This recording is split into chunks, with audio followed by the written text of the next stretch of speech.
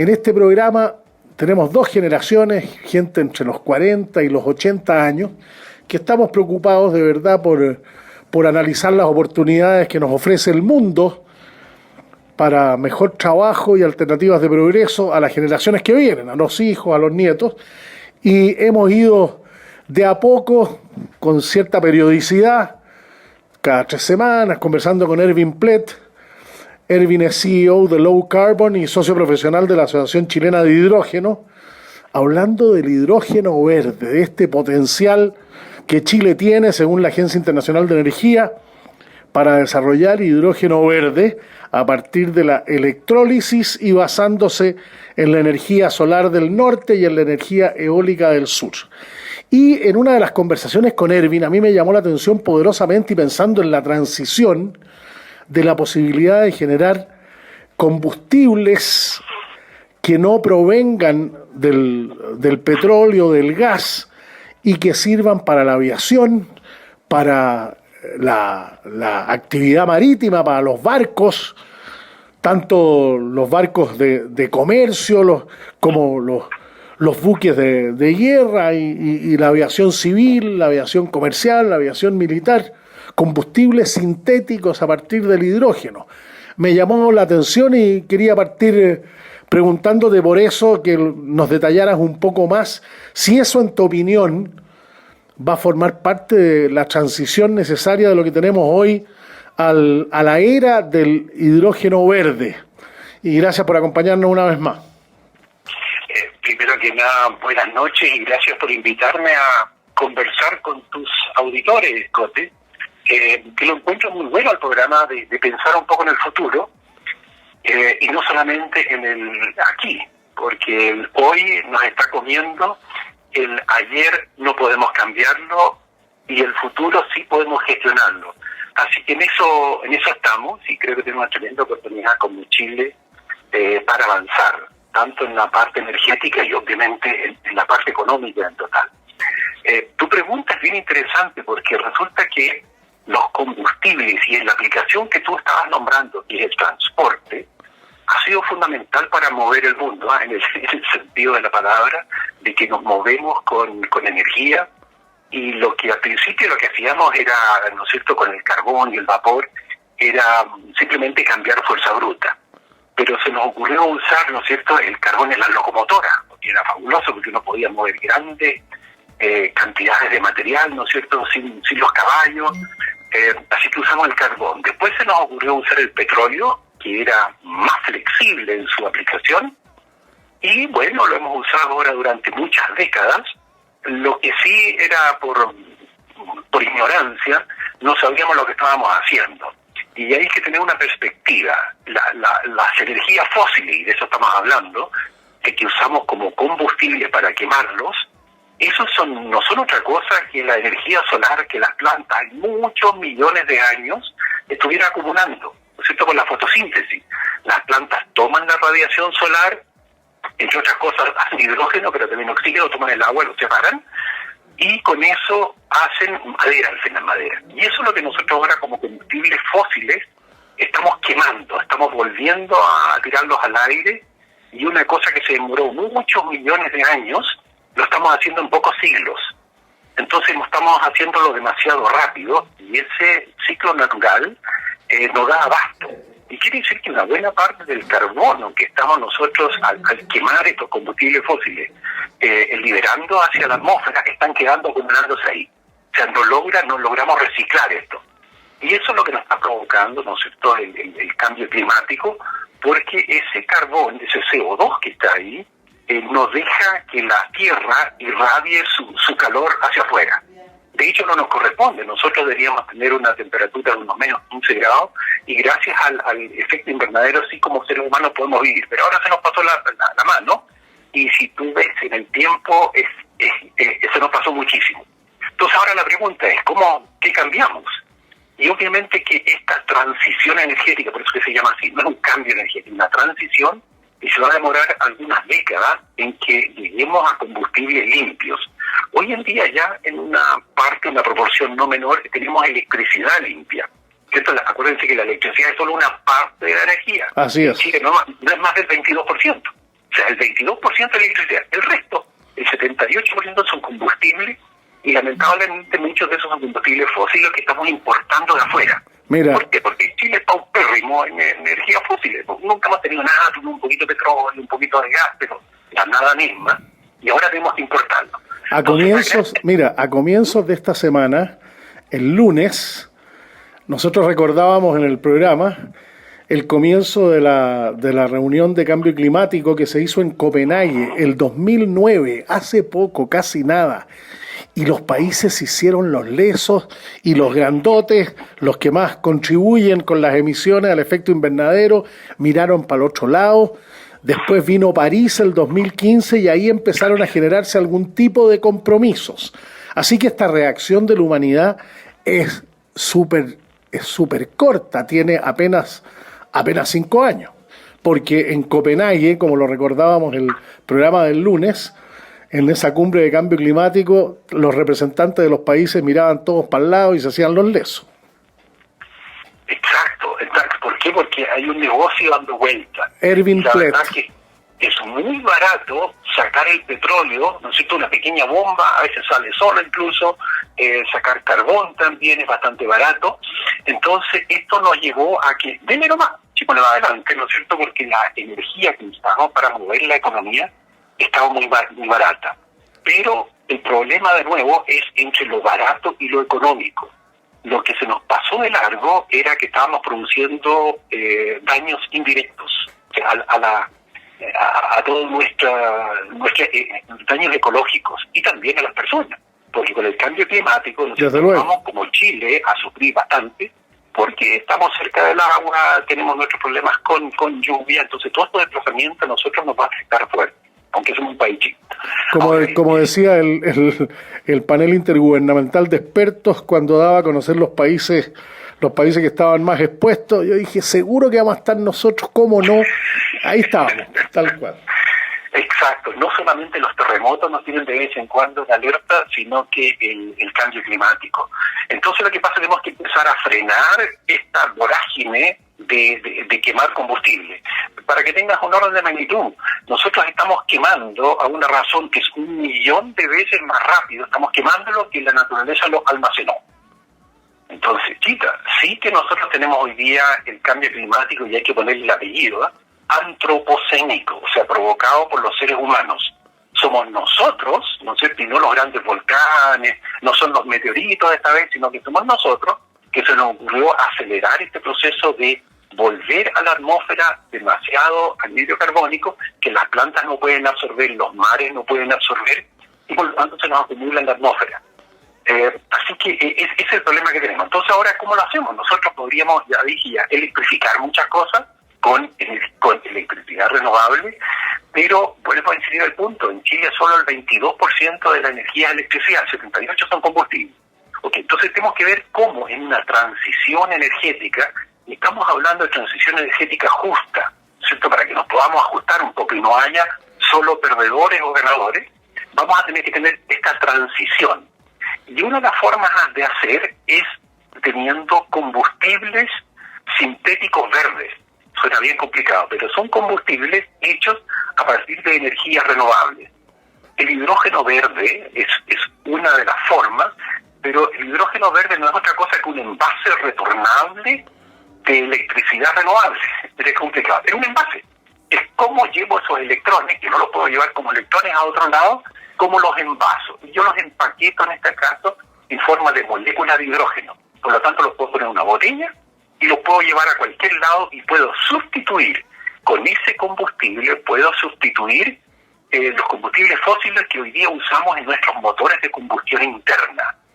Un motor de combustión interna es uno que hace explosiones, ¿no es cierto?, dentro de un cilindro y mueve el motor. Y con eso genera, ¿no es cierto?, la energía cinética para mover un auto, un camión, un bus.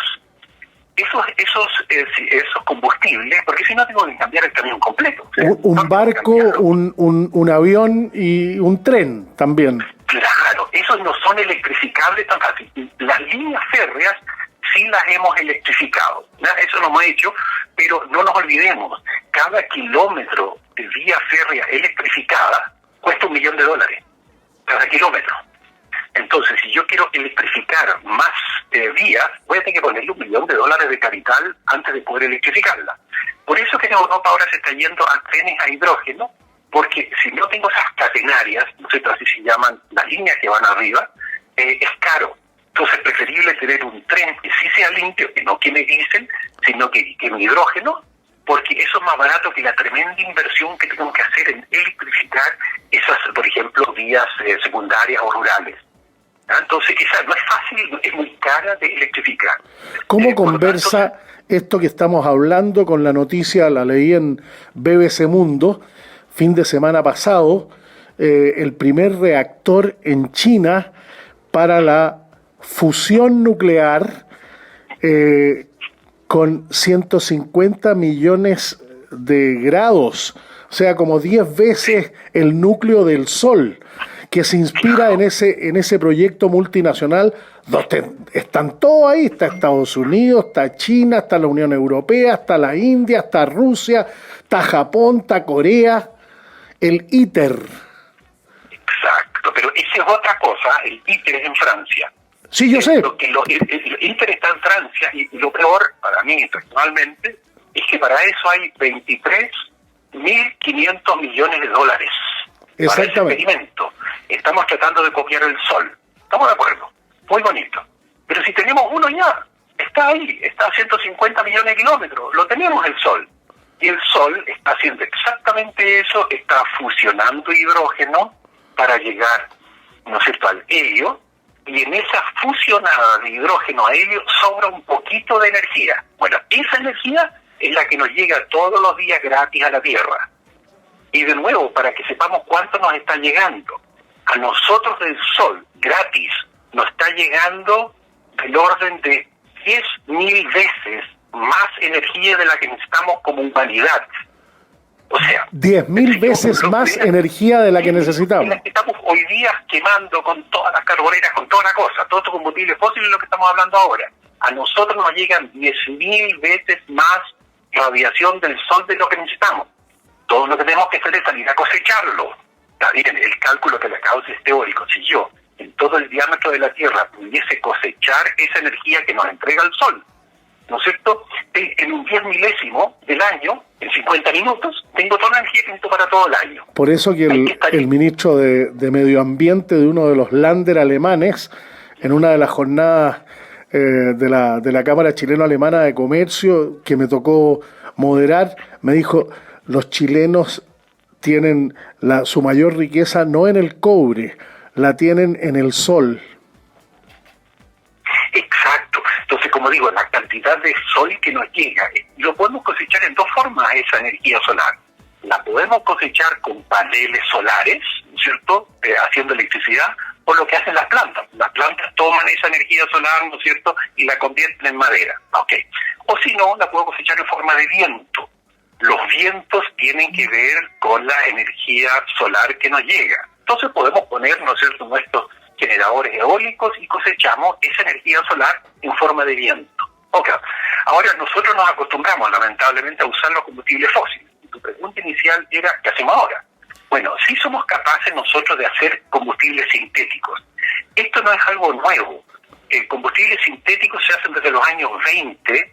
En Alemania se empezaron a hacer. Los señores Fischer y Tropsch lo que tomaron, lo que tenían era carbón, pero no les llegaba petróleo, ¿no es cierto?, por la guerra. Entonces, a partir del carbón, hicieron todos sus combustibles líquidos, llámese diésel, benzina, todo lo que había que hacer. Los sudafricanos hicieron exactamente lo mismo en el tiempo del apartheid. Ellos tuvieron el bloqueo de los países árabes, claro. No les llegaba petróleo crudo, pero carbón les sobra a los sudafricanos. Entonces tomaron su carbón y la empresa Sasol lo que hizo fue ocupar lo que estos señores Fischer-Tropsch habían hecho, y desde el carbón hicieron, ¿no es cierto?, todos sus combustibles líquidos. Ahora, con el carbón, ¿qué es lo que hace uno? Uno lo calienta, quema, necesita para calentarlo, y de ese hace lo que se llama un gas de síntesis.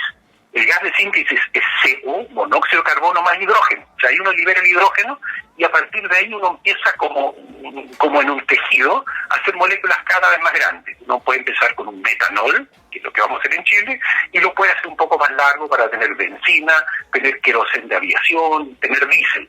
Todas esas cosas se pueden hacer y es una cosa nada más que, si quieren ustedes, de energía, de plata.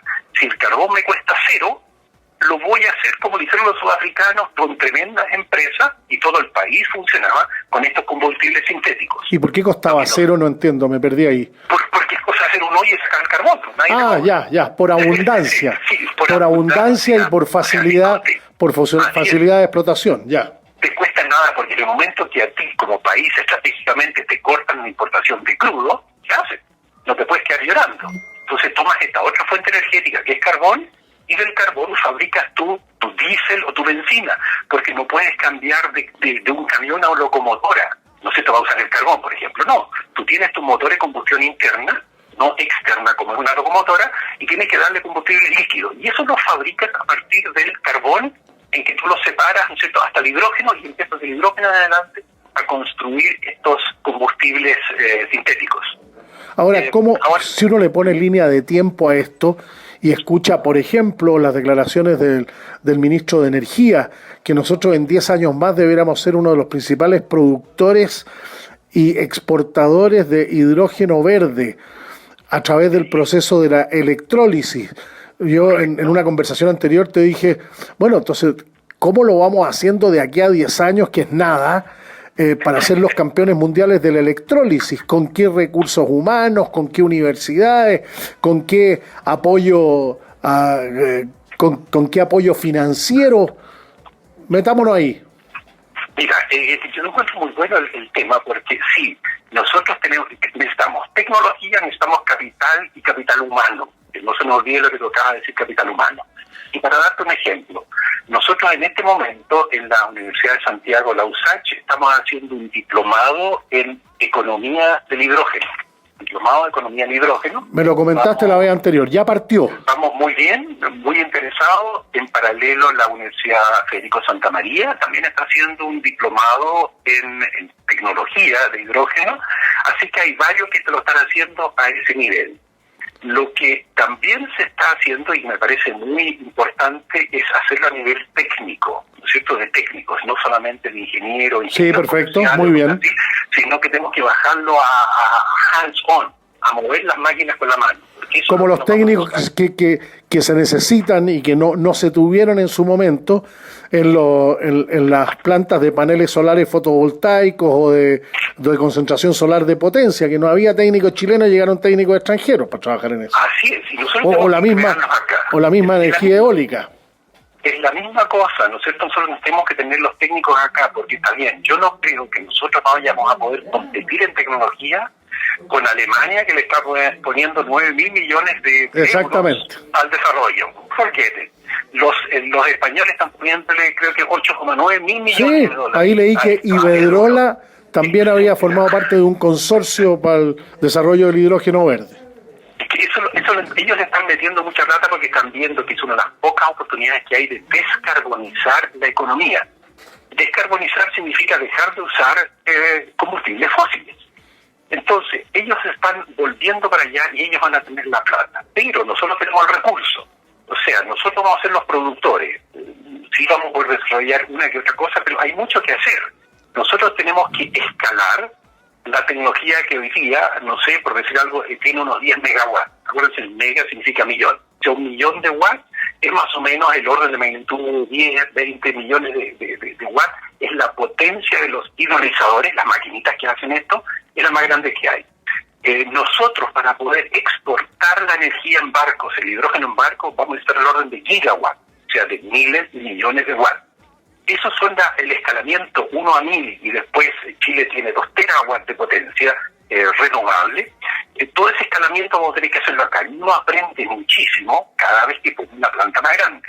Y cada vez que se pone una planta más grande, la cosa se pone más barata, ¿no es cierto? Porque es más barato por docena. Economía de escala, ¿ya? Compraban para ustedes porque era más barato. Y lo mismo pasa con la tecnología. Mientras más kilómetros cuadrados de paneles fotovoltaicos han instalado, más se aprende. Entonces, no es una cosa del tiempo, ¿no es cierto? No es la ley de Moore, sino que es la ley de Swanson, que dice que uno va aprendiendo a medida que va haciendo las cosas. Entonces, si voy instalando cada vez más, aprender haciendo. Voy a ver muy bien. Más. ¿Qué pasó tan rápido lo hago? ¿Qué pasó la semana pasada y cuál es el rol que Porsche está jugando en este tema del desarrollo del hidrógeno verde en Chile? Mira, eso es muy simpático. Me tocó ver la conferencia de prensa que hizo el ministro de Economía y Energía alemán. Entonces, el señor Altmaier, que es ministro federal de Economía y Energía, lo que hizo fue darle un puntapié inicial con finanzas de 8 millones de euros, que tampoco era mucha plata, ¿no es cierto?, para que Siemens ponga una planta en la Patagonia. El proyecto se llama Haru-Oni o HIF, Highly Innovative Fuel, en que se van a poner, ¿no es cierto?, aerogeneradores, molinos le decimos acá, con el cual se va a generar electricidad renovable, y de esa electricidad renovable se hace hidrógeno. Y con ese hidrógeno se hace el primer químico metanol. Metanol es el pájaro verde, ¿verdad? Es el alcohol más chiquitito que hay. Y a partir de ese alcohol yo puedo hacer todos los combustibles sintéticos, como el origen es verde, lo voy a hacer verde. Entonces lo que se va a hacer es empaquetar esa electricidad renovable del viento patagónico en moléculas, ¿no es cierto?, de combustibles verdes, y eso lo va a usar Porsche. Entonces la gracia que tiene Porsche en Alemania es que ellos quieren decir, estos motores de combustión interna no son tan fáciles de reemplazar. Llevamos más de 100 años desarrollándolos. Muy bien. Entonces, pongámosle combustibles limpios. La transición es a usar los mismos motores que tenemos hoy día, pero con combustibles sintéticos sobre la base del hidrógeno. Claro, un poco tú puedes ver, Brasil hizo un tremendo desarrollo. En vez de usar benzina, estaban usando etanol, claro, que es un poquito más grande que el metanol, el etanol de caña de azúcar. Ahora, el problemilla que tiene eso es que el generar combustibles a partir de tierras arables es un problema, porque o tú haces alimento o haces combustible. Sí, claro. No es tan fácil. Claro. En cambio, en la Patagonia ningún problema. Podemos usar todo el viento que viene y hacer lo mismo para que esos automóviles, un Porsche 911, 100, no está ni siquiera fabricado para ponerle un motor eléctrico. No lo va a poner nunca. Va a tener que cambiar el auto. Entonces, preferible a eso ponerle los combustibles verdes, que son absolutamente neutrales. O sea, el carbono que sí van a ellos, ¿no es cierto?, porque sale el mismo CO2 del tubo de escape, pero ese lo vamos a juntar en Punta Arenas a partir del aire. Muy bien. Vamos a sacarle el CO2 del aire y con eso empaquetar el hidrógeno. Y eso es lo que vamos a mandar. Y va a ser un combustible común y corriente, en barcos comunes y corrientes. No, en la logística no hay ningún problema. Eso es lo bonito lo que se está haciendo en Punta Arenas. Entonces, con tecnología de transporte, o sea, tú te ahorras el problema de cómo llego con hidrógeno a Europa. Erwin, me están cortando la cabeza, nos quedan 20 segundos. Dale. ¿Ya? Entonces, para nombrar de nuevo, está Siemens Energy en eso, está Porsche, que va a ser el comprador, y acá en Chile está AME, que es Andes Mining Energy, ENEL y la ENAP. Todo esto en este consorcio para hacer la primera planta piloto para hacer combustibles verdes, ¿no es cierto?, desde Chile hacia el mundo.